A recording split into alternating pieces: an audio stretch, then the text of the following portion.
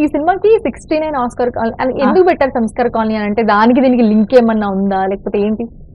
దాంట్లో కూడా ఆ బ్యాలెన్స్ ఉందండి. అంటే 69 ఫస్ట్ వచ్చిన idea is obviously when this 69 everybody the youth is like oh why 69 అనే ఒక క్యాచీ.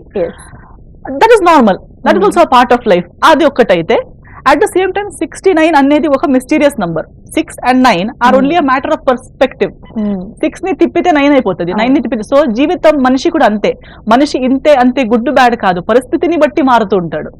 మనిషిని ఇలా చూస్తే 6 లా ఉంటాడు, అదే సడన్ గా ఇంకా వేరే పరిస్థితుల్లో పెడితే 9 లా అయిపోతాడు. So man is a human is a twisted personality, ఒకేలా కాదు అన్నదానికి ఇంకొకటి 69 another meaning. And another inner meaning is that Vaishali అనే క్యారెక్టర్ కి ఆ డైమెన్షన్స్ ఇవ్వడానికి ఆ women's life between 6 to 9 and 9 to 6 how ఆ టైం గానీ ఆ డే అండ్ నైట్ ఎఫెక్ట్ గానీ ఒక పర్సన్ లైఫ్ ఎలా mood swings or the schedule or the whole life, అది when you watch the film you relate to it how a person changes with the time and situation and even day and night situation. అది కూడా ఒకటి. So with multiple angles and dimensions ఈ title కూడా కావాలి. సంస్కారం, what is సంస్కారం? According to the society and according to the mind sets of people and communities సంస్కారం అనేది మారుతూ ఉంటుంది.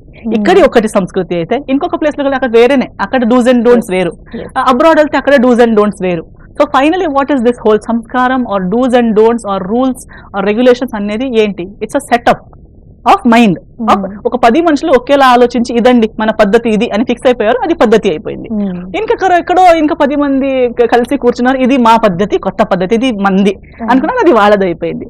So it's all that. So it is psychological, emotional and also it also has a entertainment factor to it. అంత ఆలోచించారా title పెట్టడం అంటే? దాంట్లో అన్ని మీనింగ్లు ఉంటాయి. 69 సంస్కార కాలనీ అంటే అది ఒక వీధి పేరు లేకపోతే స్ట్రీట్ పేరు అనుకున్నా కానీ దాంట్లో అంత అర్థం ఉందని మీరు చెప్పింది.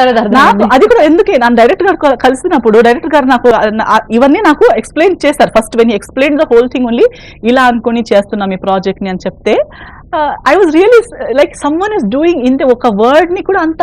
ఈవెన్ ఇన్ ద మూవీ మీరు ఇప్పుడు టీజర్ అవన్నీ చూస్తే ఒక్క ఇలా లుక్ ఉంటే ఆ లుక్, ఆ సారీ, ఈ సీన్ కి ఈ కలర్స్ ఉండాలి, ప్రతి ఒక్కటి ఎంత డీటెయిల్, ఒక్కటి కూడా ఊరికేని చేయలేదు, ఒక్కటి కూడా సర్లే ఇదే పోనీ అని అలా చేయలేదు. ప్రతి ఒక్కటి ఇలాగే ఉండాలి, ఇలాగే కనిపించాలి, ఇలాగే చేయాలని అనుకునే చేశారు. Which is what I like. అంటే అది మంచిదో చెత్తదో సెకండ్ గానీ the passion behind it and అది ఏది చెప్పాలనుకుంటున్నారు చూడండి, అది చాలా ఆలోచించి చెప్పాలనుకుంటున్నారు, ఊరికే చెప్పాలనుకోవట్లేదు. Which is why I liked it.